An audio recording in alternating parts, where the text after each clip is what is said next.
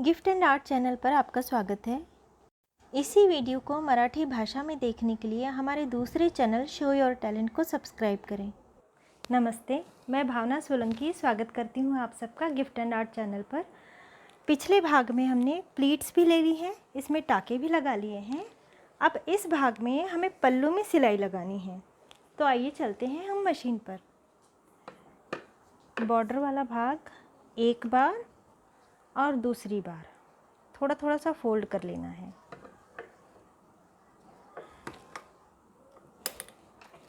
इसके बाद सिलाई लगानी है, थोड़ा सा पक्का कर लेना है।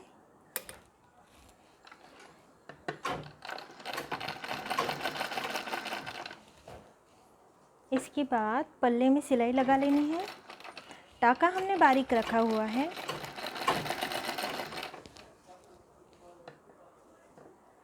अभी हमें यहाँ पर सिलाई लगा लेनी है। इसके बाद में यदि हम चाहें तो यहाँ पर हम टसल भी लगा सकते हैं या फिर ऊन के पम भी लगा सकते हैं, या फिर सिलाई लगाने के बाद भी यहाँ पर झालर लगाई जा सकती है।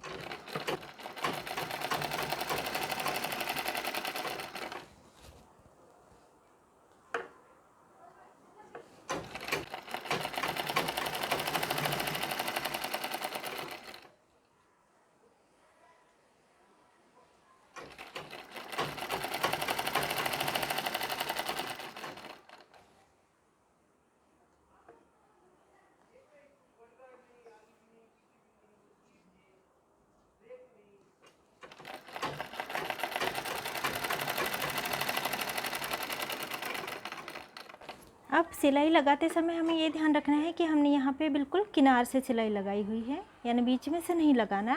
बीच में से लगाएंगे तो शायद ये खुल भी सकता है, इसलिए हमने किनार से सिलाई लगाई है। टाका बारीक रखा हुआ है। अब ये वाला जो आखिरी छोर है, इसी तरह फोल्ड रहने दिया हमने इसे। इसके बाद एक बार यदि आप इस तरह से फोल्ड करके और फिर से इस तरह से फोल्ड करके जो सिलाई है उसे नहीं लगा पा रहे हैं, तो पहले इसे आखिरी तक इस तरह से सिलाई करके निकाल लें। ये वाला तरीका आसान होता है। इसके बाद में अब यहाँ से हमें फोल्ड कर लेना चाहिए एक बार और दूसरी बार। इसके बाद यहाँ से भी हमें सिलाई लगानी है। टाका हमें बारीक ही रहने देना है, थोड़ा सा पक्का कर लेना है यहाँ पर। और ये वाला भाग थोड़ा सा टाका लेकर इस तरह हमें निकाल लेना है। यहाँ से भी शुरुआत करते समय और यहाँ से भी शुरुआत करते समय यदि ऐसा ना किया जाए तो कई बार ये होता है कि ये पूरी तरह से कपड़ा ही मशीन के अंदर यहाँ पे चला जाता है नीचे की ओर। इसलिए थोड़ा सा टाका लेकर यदि यहाँ पे धागा पकड़ ले, अच्छी तरह से कपड़ा धागा पकड़ ले, इसके बाद इस धागे को पीछे की ओर ले लेना है। इस तरह से फिर से हमें सिलाई लगानी शुरू करनी है, फोल्ड करना है कपड़ा।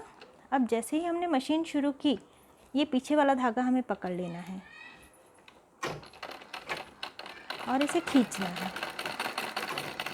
ताकि ये वाला भाग नीचे मशीन में ना चला जाए।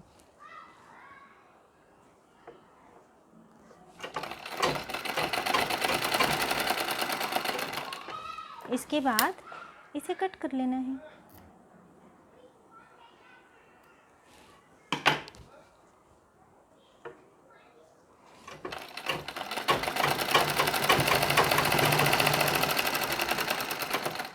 यदि आप चाहें तो इस छोटे वाले भाग में यानी ये पल्लू वाले भाग में पीको भी कर सकते हैं, लेकिन इस भाग में हमें सिलाई ही लगानी चाहिए, क्योंकि पीको ये वाला भाग गले के पास आता है और बच्चों को ये चुभता रहता है। पीको यदि यहाँ पे किया हुआ हो तो बच्चों को ये चुभता रहता है, इसलिए यहाँ पे सिलाई ही लगानी चाहिए। अब पल्लू में हमने आखिरी तक सिलाई लगा ली है, धागा कट कर लेना है। अब हम फिर से चलते हैं टेबल पर। यहाँ पर हमने सिलाई लगा ली है और इस ओर भी हमने सिलाई लगा ली है। अब ये वाला भाग, ये प्लीट वाला भाग, ये भाग हमें लेना है जिसमें हमने प्लीट लगाई हुई है, प्लीट बनाई हुई है। इस भाग में इस ओर जिस ओर हमने चिमटियाँ ली हुई हैं, यहीं पर हमें पल्लू जोड़ना है। पल्लू सीधा होना चाहिए, यानी बॉर्डर सीधी होनी चाहिए, बूटियाँ सीधी होनी चाहिए। इसके बाद इसे इसी तरह से इसी के ऊपर रखना है, इस बॉर्डर के ऊपर इस बॉर्डर को रख देना है और बारीक बारीक चिमटियाँ लेते हुए इसे भी हमें जोड़ना है आसन पर। लेकिन ये वाला भाग, ये जो पल्लू वाला भाग है, इसे हमें यहीं तक जोड़ना है। ऊपर वाला 1 इंच का भाग हमें छोड़ देना है। पल्लू नीचे होना चाहिए, 1 इंच नीचे होना चाहिए। तो आइए चलते हैं हम मशीन पर। ये आसन वाला भाग और ये पल्लू, पल्लू में जो बड़ा वाला भाग है ये हमें यहीं रखना है, इसी बॉर्डर पर।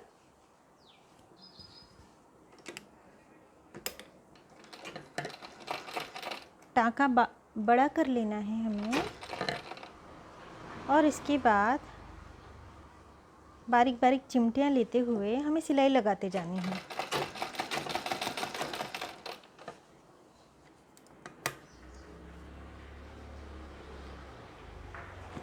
चिमटियाँ लेते जानी हैं, 2-3 चिमटियाँ लेनी है, पकड़ के रखना है और फिर सिलाई लगा लेनी है।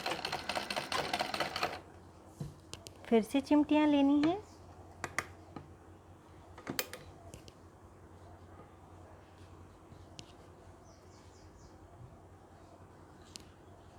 फिर से पकड़ लेना है दोनों उंगलियों से और फिर से सिलाई लगानी है।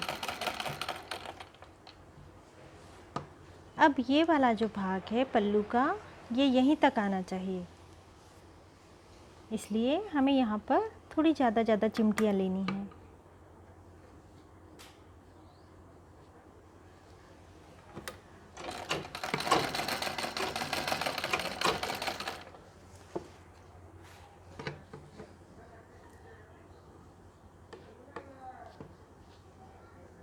अब ये पल्लू वाला भाग यहाँ आ गया, यानी ये जो अस्तर वाला भाग है, यानी जिसमें अस्तर जुड़ा हुआ है, यही वाला भाग 1 इंच छूट गया है।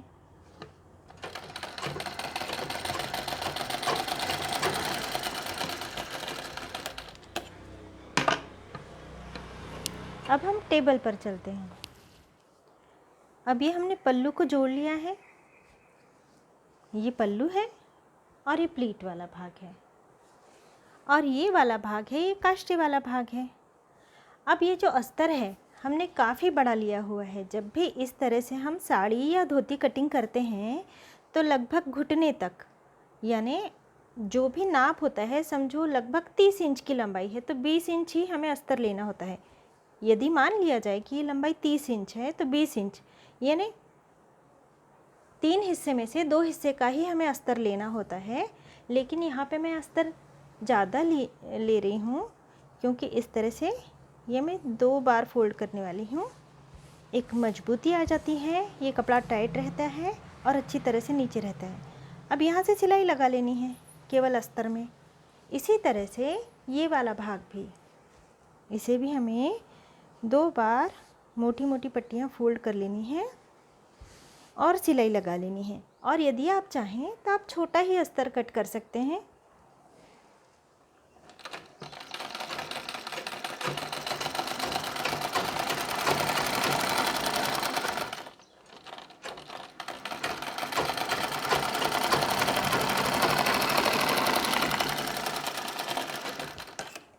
ये हमने एक पल्ले में सिलाई लगा ली है।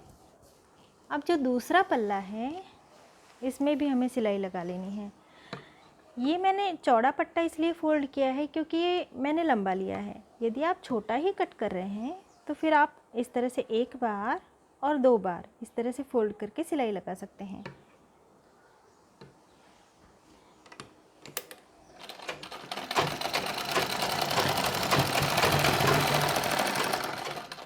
जब हमारे पास अस्तर ज़्यादा होता है तो इस तरह से हम कर सकते हैं, लेकिन यदि कम है तो इसे छोटा ही काटना चाहिए।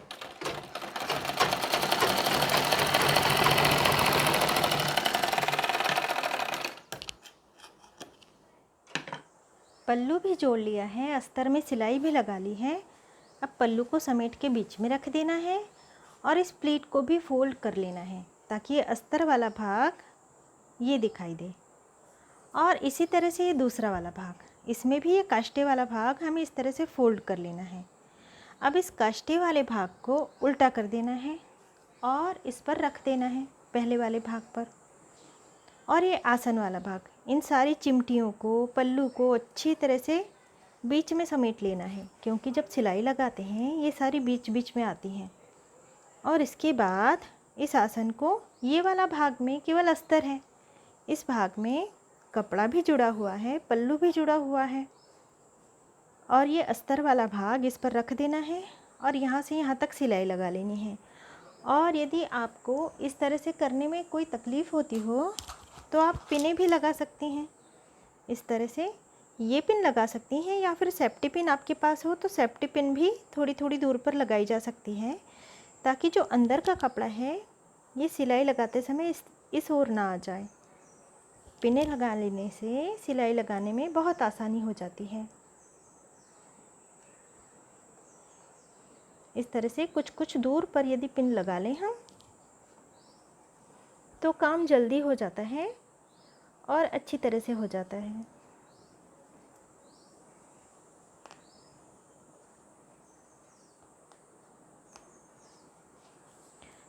अब दूसरे आसन में भी इसी तरह से हमें पिन लगा लेनी है। यदि धागे बीच बीच में आ रहे हैं तो इन्हें कट कर लेना चाहिए।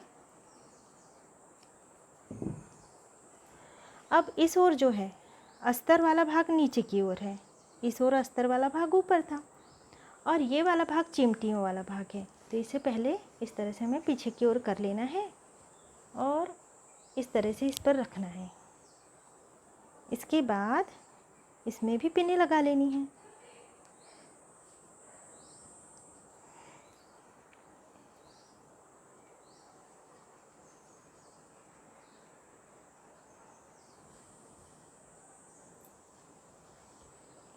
कई बार ऐसा होता है, ये बात ध्यान देने वाली है, कि जिसमें हमने कपड़ा जोड़ा हुआ होता है, सिलाई जिसमें लगी हुई होती है, यानी 2 पल्ले जिसमें जुड़े हुए होते हैं, ये वाला आसन वाला भाग छोटा हो जाता है। आप देख सकते हैं कि इसमें मैंने कुछ भी नहीं जोड़ा हुआ है, ये अकेला अस्तर है, और इसमें ये पल्लू हमने चिमटी लेकर जोड़ा हुआ है, ये एक पैर का हिस्सा। तो इसे यदि नापा जाए इस तरह से तो ये छोटा हो रहा है, थोड़ा छोटा हो जाता है। तो इसे हमें इस तरह करके नहीं सिलना। जो बड़ा वाला भाग है ये ऊपर नहीं होना चाहिए कभी भी। जो छोटा वाला पड़ रहा है, जो छोटा पड़ रहा है भाग, इसे ही हमें ऊपर रखना है, क्योंकि सिलाई लगाते लगाते ये जो छोटा भाग हुआ है ये बराबरी में आ जाता है, और फिर भी इसे थोड़ा सा इस तरह हम खींच सकते हैं।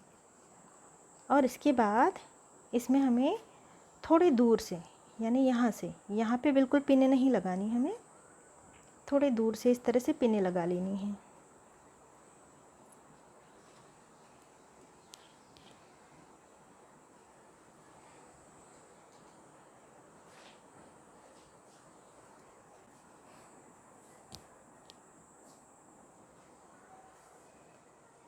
अब हम मशीन पर चलेंगे।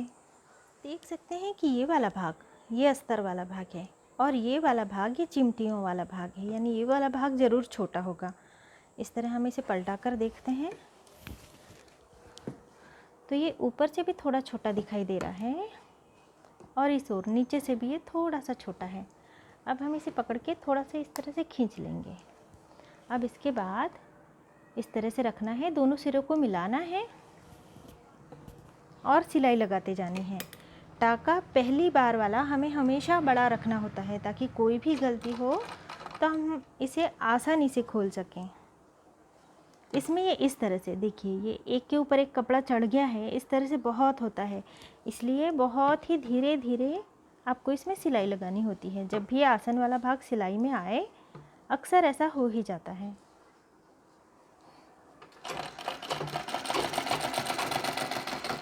अभी ये भाग बिल्कुल कम गया है, इसलिए इसे खोलने की ज़रूरत नहीं है, लेकिन यदि ये ज़्यादा चला जाए तो हमें इसे खोलना पड़ता है। इस तरह से जो बड़ा वाला छोटा पल्ला है, इसे ऊपर रखने से आखिरी तक सिलाई लगाते लगाते ये बराबरी में आ जाता है।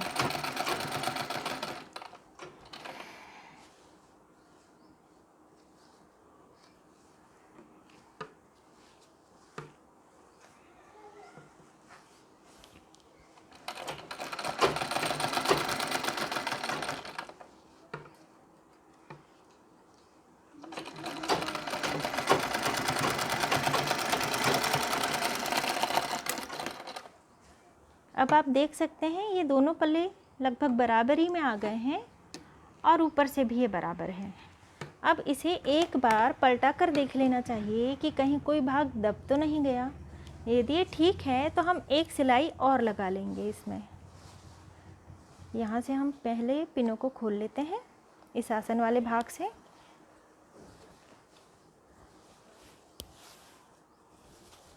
पल्लू वाला भाग इस ओर जाएगा। ये बिल्कुल अच्छी तरह से सिलाई लगी है, कोई भाग दबा नहीं है। पल्लू वाला भाग इस ओर आएगा और ये काष्ठा इस तरह से लगेगा। ये बिल्कुल अच्छी तरह से सिलाई लग गई है, तो हम एक बार और सिलाई लगा लेंगे और अब की बार हम सिलाई बारीक टाँका लेकर लगाएंगे।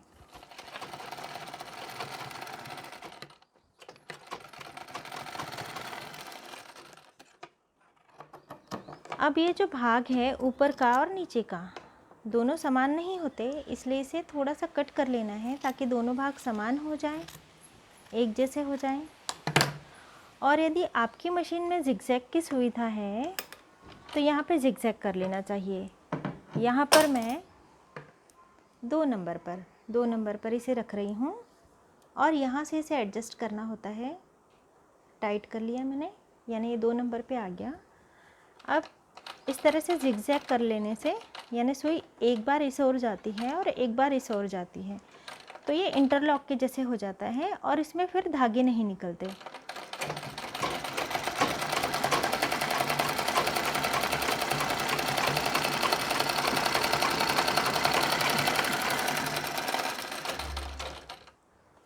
अब ये वाला आसन वाला भाग हमने सिलाई लगाकर जोड़ लिया है। अब ये वाला भाग हम छोड़ेंगे, तो जो बड़ा वाला भाग है यानी केवल अस्तर वाला भाग है, इस तरह से नापा जाए तो ये वाला भाग बड़ा है। जो बड़ा भाग है इसे हम नीचे ही रखेंगे, ये वाला भाग नीचे जाएगा और छोटा वाला भाग ऊपर आएगा।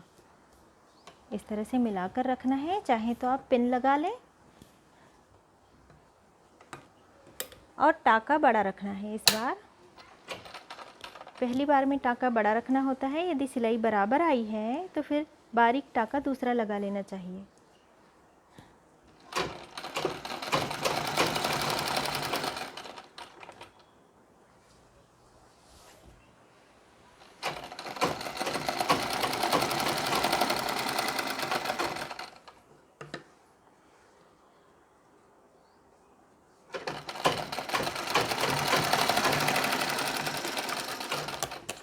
अब ये दोनों पल्ले बराबर हो गए हैं।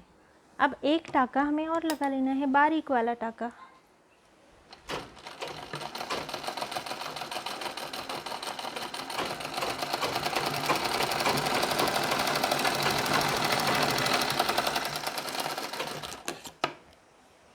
दो सिलाई लगाने के बाद थोड़ा सा कट कर लेना है और यहाँ पे जिगजैग कर लेना है ताकि धागे ना निकलें।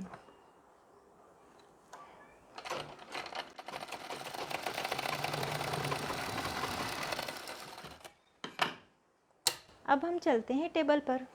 अब इसके आगे का भाग हम कल देखेंगे। इसी वीडियो को मराठी में देखने के लिए आप यहाँ क्लिक करें।